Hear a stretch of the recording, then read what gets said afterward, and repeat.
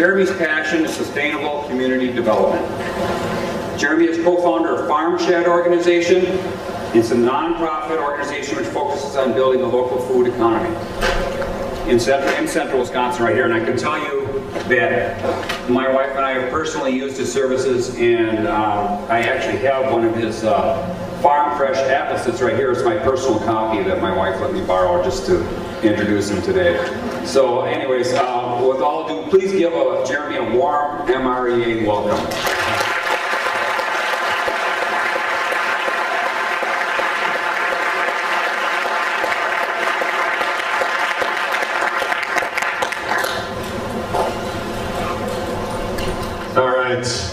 It's great to be here. Thanks, Don. The Energy Fair is always an incredible event. It's always a lot of fun to be here, a highlight of the summer. And so I'd like to take a bit of time just to thank MREA staff, all the volunteers, the board members who put so much time into making this happen. So let's please give them a round of applause.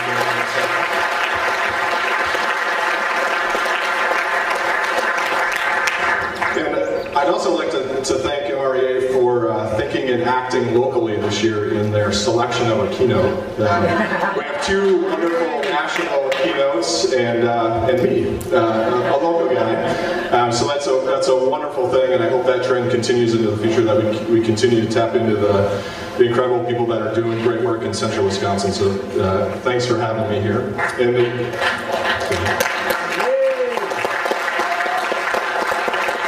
there are a lot of incredible people involved with Farmshed, so it's a real honor for me to be here to be able to represent Farmshed and to share what we've been working on over the past few years. So I'm going to talk about building a local food economy in central Wisconsin. And I'm going to do that in kind of two general ways. I'm going to talk a little bit about local foods and in general things about local foods, and then I'm going to share a bit of the story of Central Rivers Farmshed, which I thought was going to be the easiest part of this presentation, but it turns out as I step back and try to figure out what Farmshed is, that's a bit more of a challenge. So I'm going to do my best at capturing Farmshed. So, local foods to start out with. So the number one question that always comes up about local foods is, one, what is it? And more common is, from how far away can I buy food and it still be local food, right? Can it be 100 miles away? What about 110? Maybe 150? My belief is that local foods are actually not best defined by the miles from where you are, but by the relationships that are formed around that food. That is, local food is best defined and best described by the stories that you can tell about the food that you're eating. And if you have a relationship with that food and a relationship with the people that grow that food, it's local food, chances are good. And I think that's one of the most important things that we work on related to local food. And so, I can't be up here, talking about relationships and have all of you out there sitting alone in your chairs, because I find it really curious. I love watching people, but what I find most curious about humans is that we're probably the only animals, and maybe even the only organisms, that can be in such close proximity to each other and have no idea who each other are, or even generally pretend they're not even anyone around you. So, to get us started, and you know what this picture would look like if these were dogs, it would be, maybe not as appropriate in a meeting. So I picked out ants, I figured you could deal with that a little bit better. So what I want you to do is find someone within an arm reach of you who you don't know, and I'm sure there are a bunch of people around you. Introduce yourself, and I want you to share a favorite local or a favorite food memory of any kind, a story about food that pops to the top of your mind. I'm only going to give you a couple of minutes to do this, so this will probably be the hardest thing, is that you have to keep this pretty brief. But I'll give you a few minutes, find a partner or two, share a story about food, and then we'll convene back here in a little bit.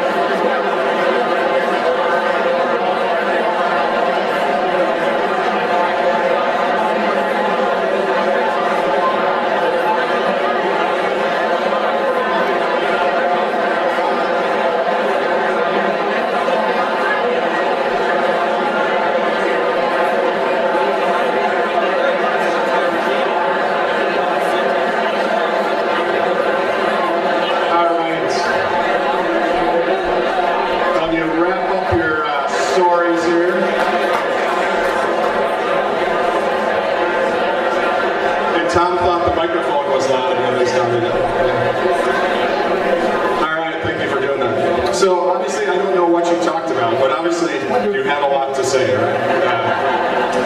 That was great. I'm going to come back to this idea, but one of the ideas of Farmshed is this idea of chaos, in a sense. And once you introduce chaos, obviously you don't have as much control, but pretty cool things emerge out of that chaos. And I'm hoping some of that did for you to get an opportunity to meet some other folks that chances are good you'll now see around the fair the rest of the day and the rest of the weekend. But that's kind of how Farmshed operates, and I'll get to that in a little bit. But like I said, I don't know what you talked about. Chances are good, though, that what you talked about didn't include any of the companies that are represented here. It is amazing how strong, powerful of an image this is. You can probably recognize 20 of these logos, I would guess. This corporate logo. But like I said, I'm guessing that very few, if any, of your conversations included any of those companies. And in fact, I would guess that corporations actually didn't factor into your discussions very much at all. But instead, your discussions included the people who grew your food, the people who prepared your food, the people who ate the food with you, or whether it was just yourself. And those discussions may have also included the places that the food was grown, the places where the food was prepared, probably in a kitchen or over a campfire or someplace interesting, most likely not in a microwave, although I don't know about them, but also the places that you ate the food. And so you really just shared a story about local food. And that seems like a very simple thing, but stories are actually incredibly powerful. And this quote from Stephanie Pace Marshall, this is just part of the quote, but it says that although we're often unaware of it, the most powerful story we tell is our culture's root narrative, our prevailing paradigm.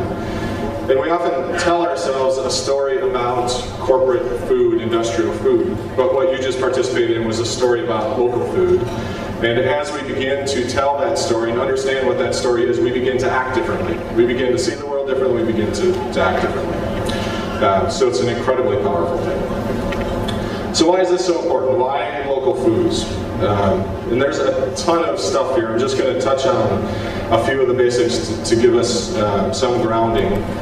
But I think the most important point about local food is that local food gives us a voice in how our food is grown, who grows our food, how the money we use to pay for our food is used, and where that ends up, and hopefully that ends up in our community. And kind of all of the things related to that spring from that idea that local food gives us a say in how and where our food is grown, right?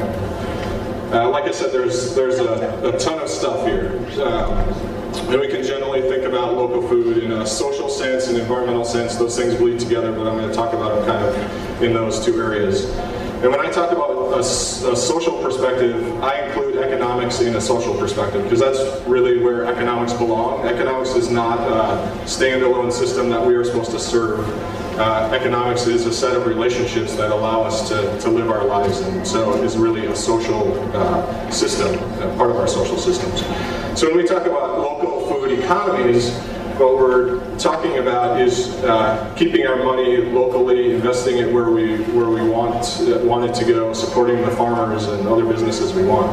And the interesting thing about local foods is that if you imagine going to the grocery store, going to buy whatever it is, we'll just use a bag of carrots as an example, and you pay your money for that. Spend whatever it might cost you, and we'll just say they were really on sale and they only cost you $1, right?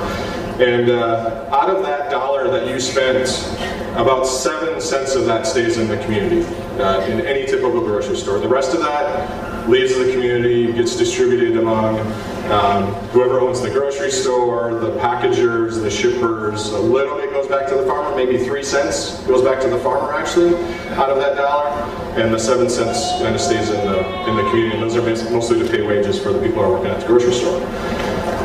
If you do that at a farmer's market, or you go directly to a farm and buy carrots, or you are a member of Community Supported Agriculture, a CSA farm, about 90 cents out of that $1 for those carrots stays in the local community and obviously goes directly to the farmer. And then that money as it circulates through the community, has additional multiplying effects. So from an economic standpoint, a local economic standpoint, local foods makes a lot of sense.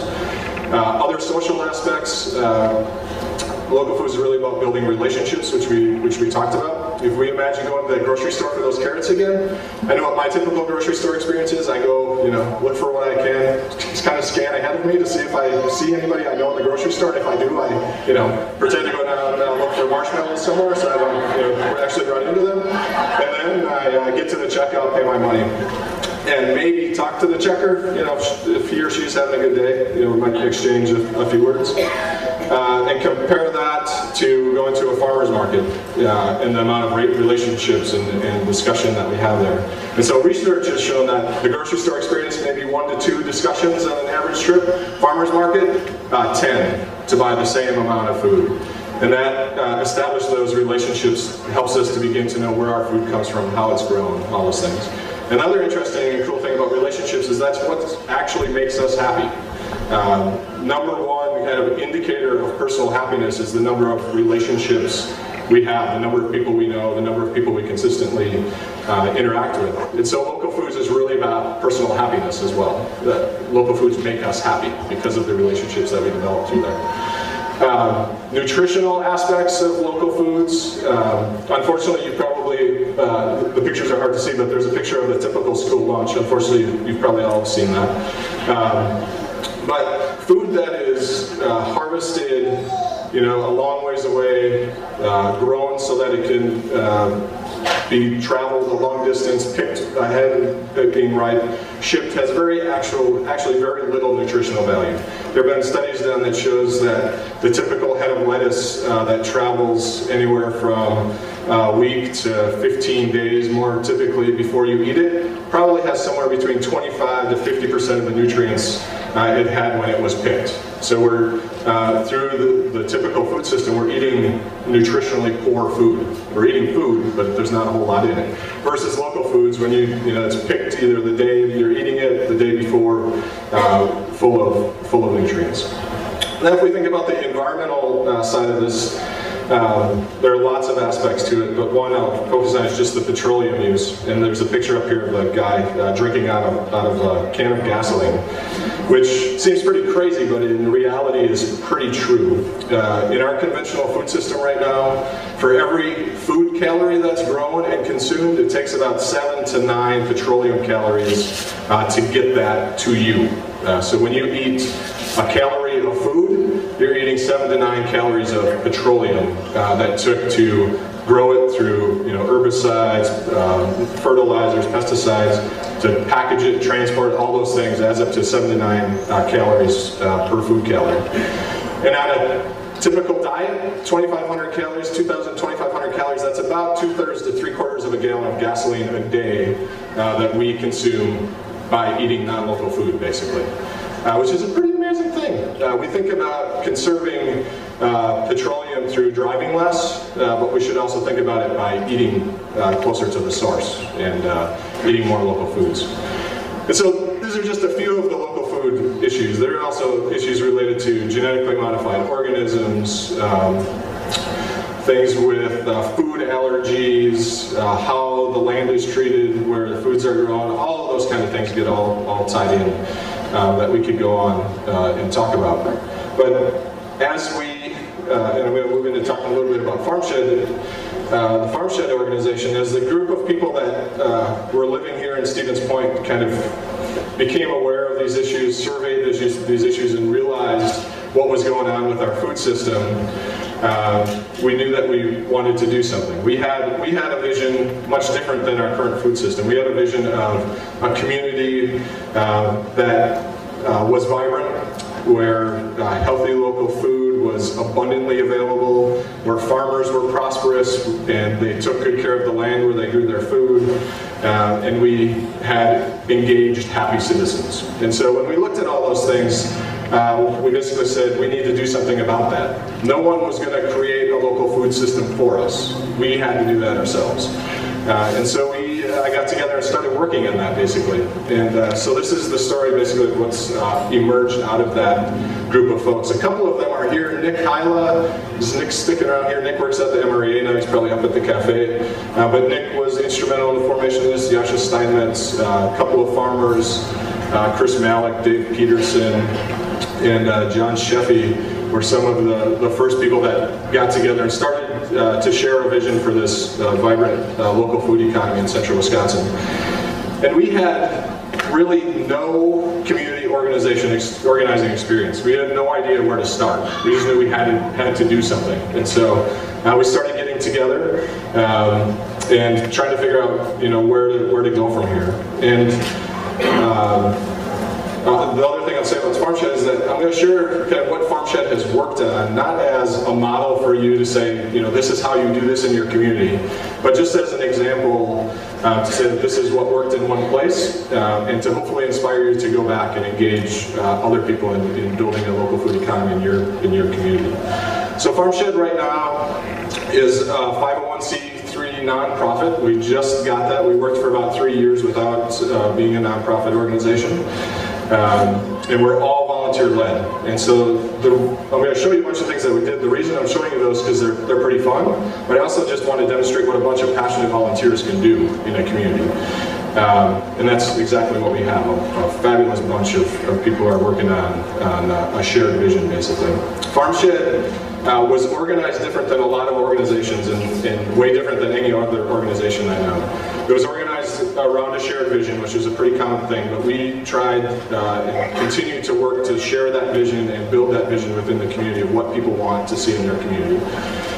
We designed the organization to be diffuse and passion-driven, and this is where the idea of chaos comes in, right? So we didn't want a board of directors or any single person dictating what should happen. We wanted to engage people, excite people, and have them go out and do whatever they thought needed to be done, and engage with other folks that want to do that too. And so that's the diffuse idea. Go out and do what you think needs to be done, but stay connected to that vision. And that creates chaos, which is an amazing thing, because people are just going out and working on things that they see are important. A friend of mine last night, when we were talking about Farmshed, she said, Farmshed isn't organized chaos, it's just chaos. And in a lot of ways it is, but I'll come back to that in a little bit. The other thing about Farmshed is that it was designed to take a systems perspective on local foods. If you look at the local food systems, there are all parts of it, right? There are people who grow your food, there are people who package food, there are people who eat food, there are gardeners, there are institutions like schools and hospitals, all those things. The organization was designed to address all of those components of the food system essentially simultaneously, based on people's interests. Because we recognize if we just did one thing, if we just had a school program about local foods, that would be really nice, but it's going to take a long time before change starts to happen. Or if we just work on farmers market, it's going to take a long time just working through farmers market to create change. So we basically mapped out our food system and figured out where we can begin to leverage things. So these are a few of the things we've worked on over the past 4 years. We started just about 4 years ago, as I said, with this small group of people. And this was the first event we ever did. And we called it the Local Food Summit. And it was part of our effort to develop a shared vision. We brought people in, invited people in to talk about what they wanted to see in their community, what challenges there were to implementing that, and what opportunities were there. And we were amazed. We got this group of people here, right? Maybe 40 people, 45 people. We were incredibly amazed that many people came out. To give you a sense of where Farmshed is at right now, we just held a board meeting, keep in mind. We had over 40 people attend that. So the interest has grown incredibly, but this was an incredible start for us. And the really interesting part about this was when we got started, one of our founders, and I'll talk about this a little bit more in the future, but there's this general lack of empowerment of people that I see in the community. This is what I've learned most from Farmshed. And one of the founders said, we can't just do this. And a bunch of us said, well, what do you mean we can't just do an event? He said, well, we're not an organization.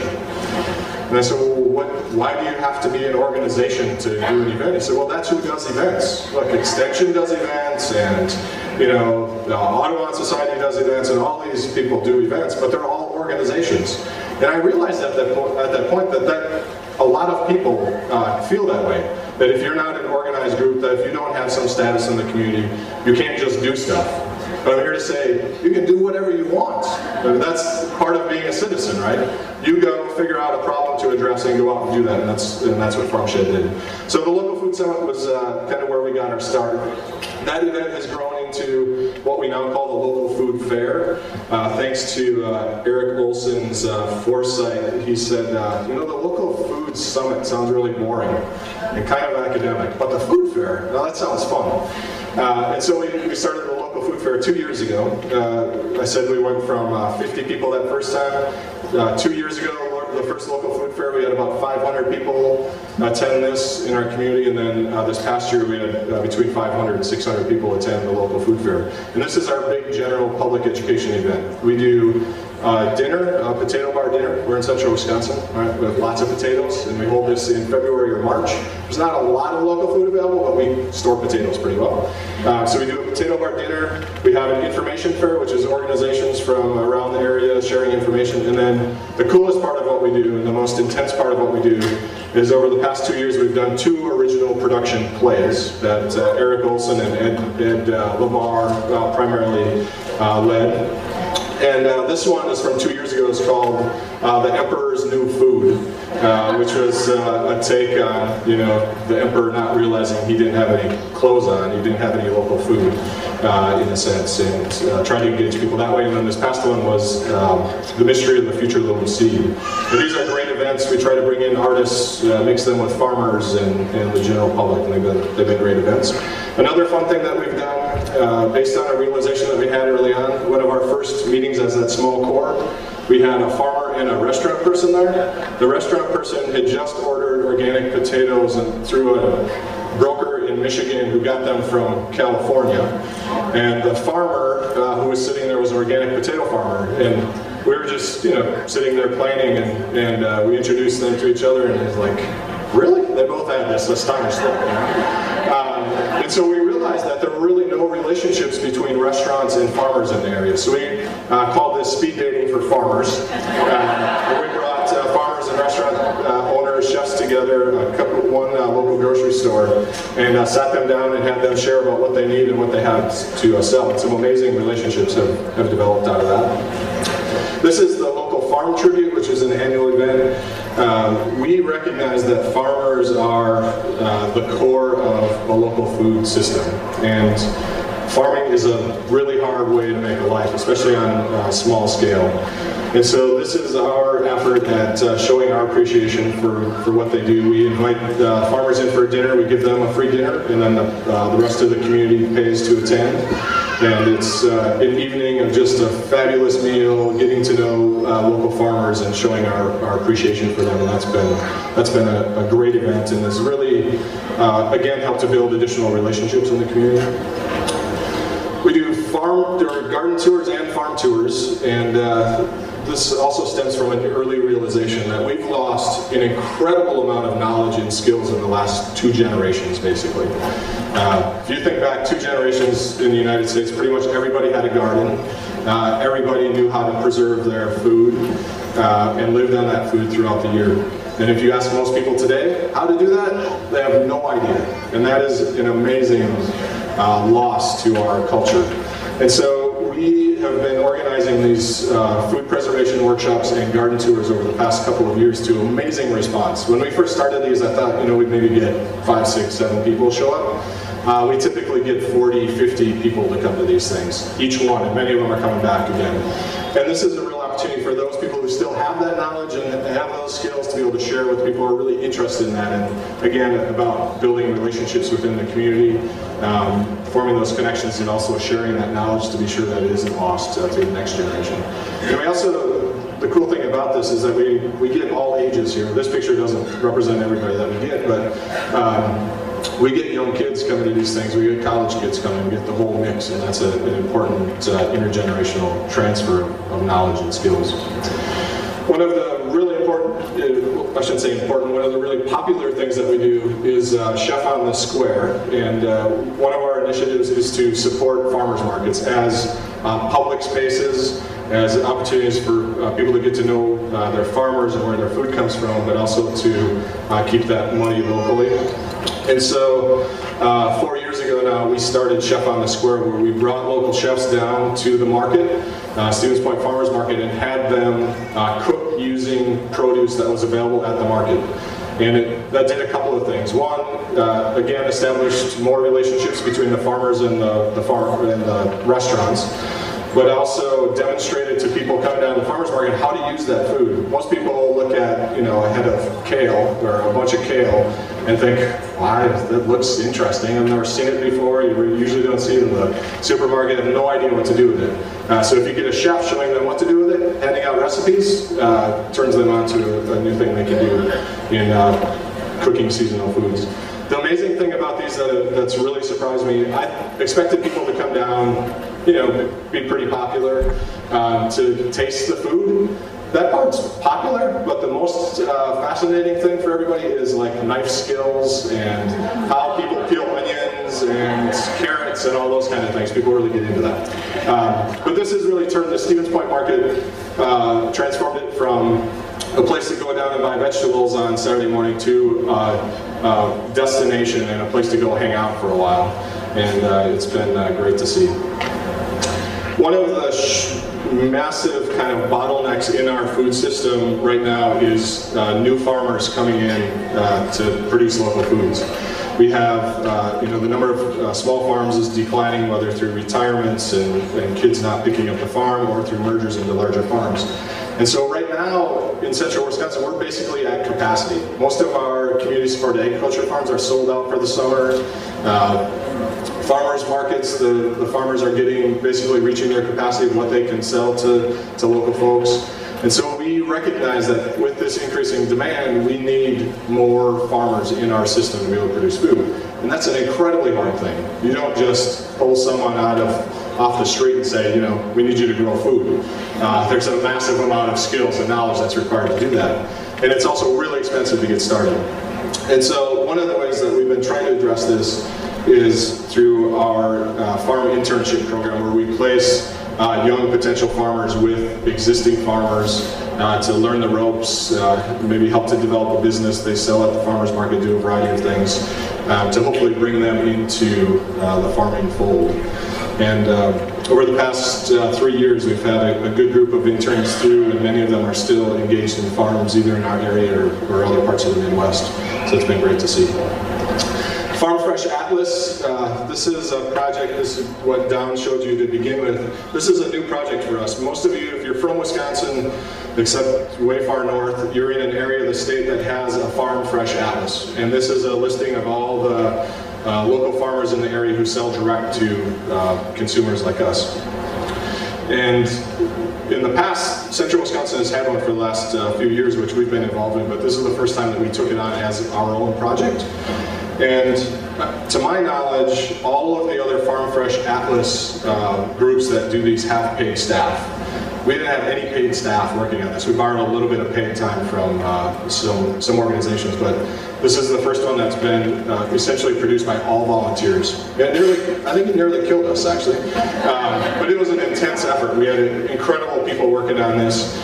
But it was really an important project for us. It was a growth opportunity for us to be able to focus on the project for a long time, bring a core group of people together to work on that. So it's an amazing resource. If you don't have one of these and you're in central Wisconsin, the Farmshed table is down by the chef demonstration area. You definitely stop by and pick that up. And there are a couple of people in the audience who worked on this. Jenny Leela is the one that did the artwork for this, which is amazing, and Ann Hyla and a few other folks are here that put a lot of effort into this.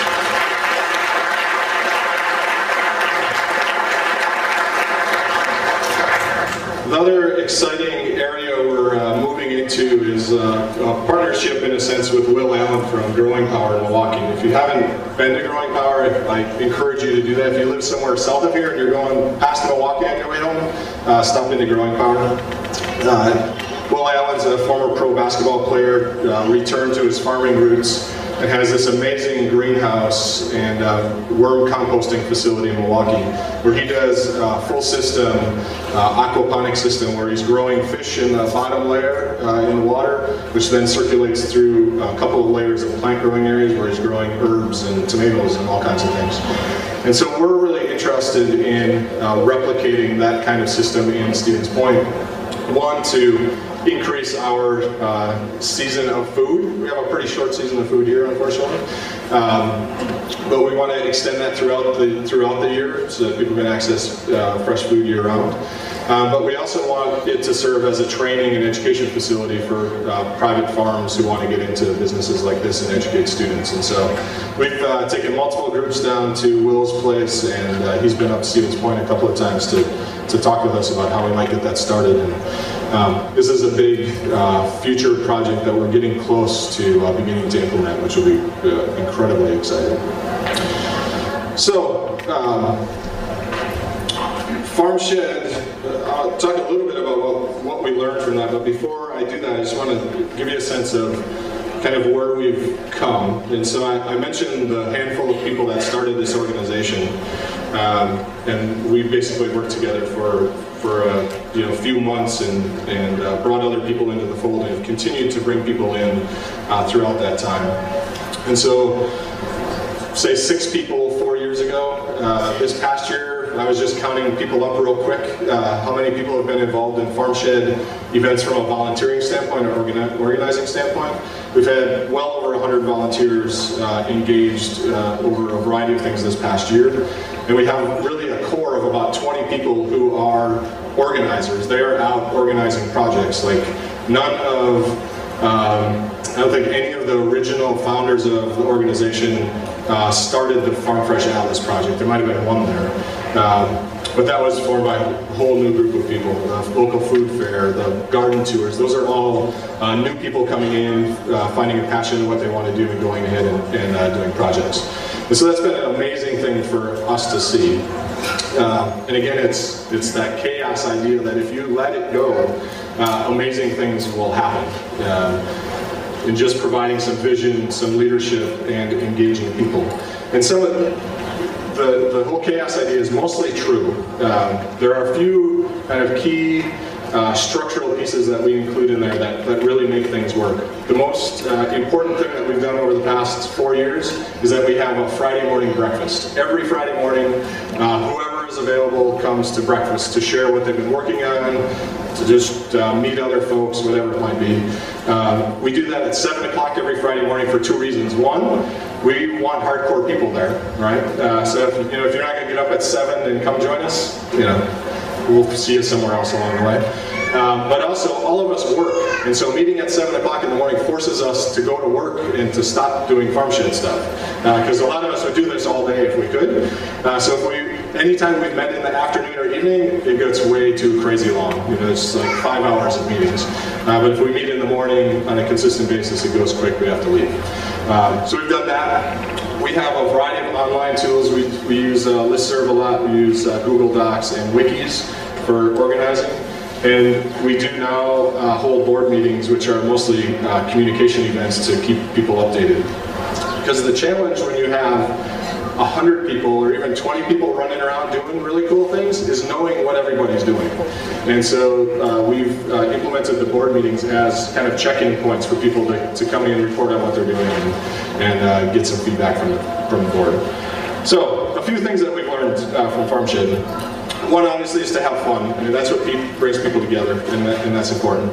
The shared vision has been incredibly important for us. And if you talk with anybody who's been involved with Farmshed, they'll be able to tell you about a local food economy in some sense or another. The words aren't all going to be the same, but essentially the vision is the same about where we're trying to get. The systems perspective is incredibly important of not just working on one thing, but working on multiple points throughout the system.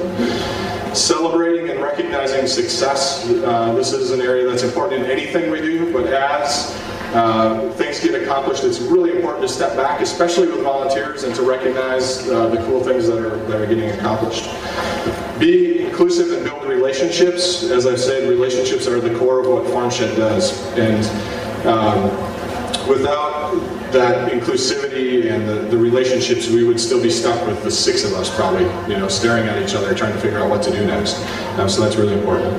That provide support for people to contribute, and this is what I was talking about earlier. If you would have asked me, 4 years ago when we started this, what it would take to get people involved, I would have said, I'm an educator by background. I would say, well, we give them some knowledge and skills and they'll go out and do stuff. I can tell you that's not really true. You have to, for the vast majority of the public, provide some structure and some empowerment to get them engaged. And basically all that takes is a group of other people doing things. It's not it's not rocket science. It's just a support structure that's there for people to come in to say, I'm really interested, I'd like to figure out how to do this. How do I do it? And for other people to say, that's a great idea, let's figure it out, let's move ahead. The one kind of mantra that we have as Farmshed is that there is no you, only we. And we've been pretty hardcore about this, because we realized early on that people were kind of throwing us grenades, like, oh, you guys should go do that. And we realized we weren't going to do that. But if you wanted to come with us and do that, we would help you to do that. So we don't take suggestions, basically. We take people, and we engage people, but we don't take suggestions. Eric Olson coined the kind of next step to that, which we call now the puppy principle. And that is, we don't accept puppies without someone to take care of them. If you have a project that you want to do, you better be prepared to take care of that puppy, right? And that has been both a hindrance and probably one of the best things about Farmshed. It has limited the number of people that come in, because we don't, we're not just looking for suggestions, we want active people. So people struggled a little bit. How do I get involved with Farmshed? And we say, just do something. But it takes them, a little while, a little bit of support to get going. Build the knowledge, skills, and social networks of the people. This is probably the most important thing that Farmshed does. Farmshed is not, I've referred to Farmshed as a bunch of volunteers, but Farmshed really is not just a bunch of volunteers. They're really a bunch of friends, colleagues, a support system. And I think if that wasn't true, we would have seen kind of a rise of the people involved in Farmshed and then a collapse as people got burned out. But what we see is a continuous, steady engagement of people. And I can speak for myself, I burned out on Farmshed like 2 times in the last 4 years. My wife can attest that I come home sometimes like I'm done, like I just can't do anymore. And then I get back together with Farmshed people, I'm like, wow, these are cool people. I want to go back and start doing stuff with them.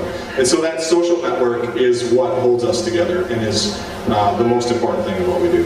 And then the final piece that we've learned is the communication piece. As I said, with chaos and letting people go out and do whatever they want, communication is really key, and this has been really hard for us to figure this out. How do we effectively communicate on a consistent basis so that we know what everybody's doing, we're not duplicating efforts, we know when someone's already talked to someone with money, whatever it might be.